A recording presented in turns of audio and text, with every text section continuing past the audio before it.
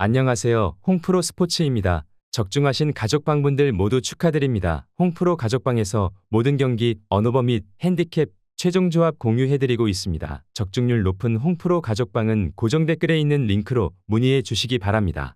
7월 8일 국내 축구 2경기 분석 시작하겠습니다. 첫 번째로 FC 안양 대 천안시티 경기 알아보겠습니다. 먼저 안양은 부천에게 승리하며 1위 자리를 사수했다.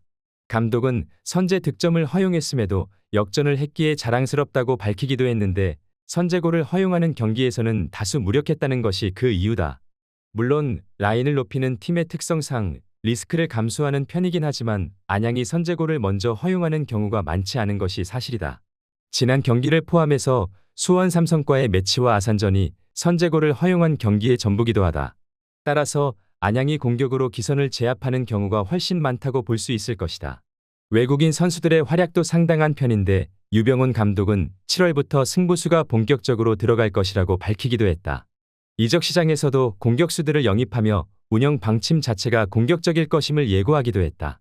이어서 천안은 김포를 상대로 무승부를 기록했다.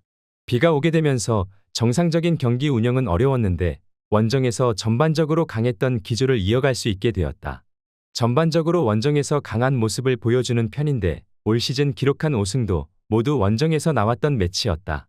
김태환 감독은 자신들이 소유를 하며 공격하는 것을 선호하는 편인데 오히려 점유가 내려간 상황에서 역습 성향을 보여주는 스타일의 더 강한 모습을 보여주고 있다.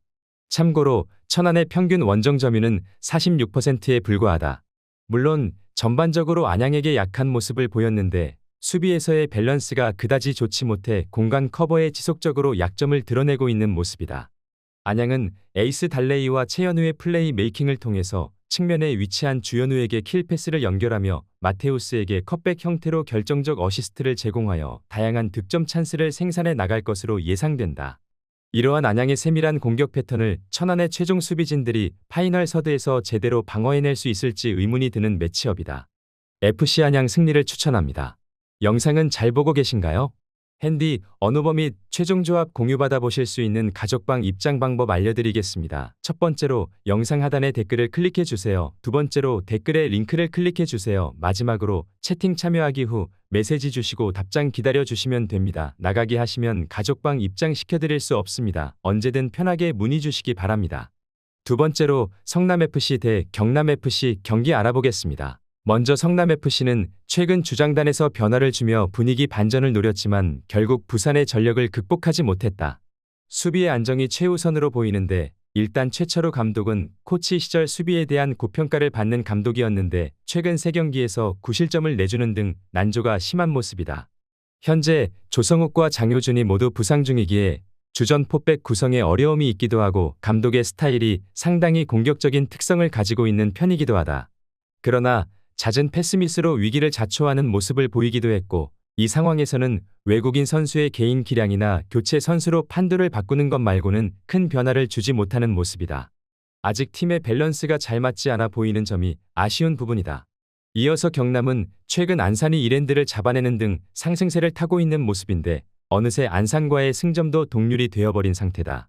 상당히 공격적인 스타일을 보여주는데 슈팅 숫자는 현재까지 3위를 기록하고 있고 박스 안 슈팅도 최다 3위를 기록하는 등 공격수들에게 볼 배급은 잘 되고 있다고 봐야 할 것이다.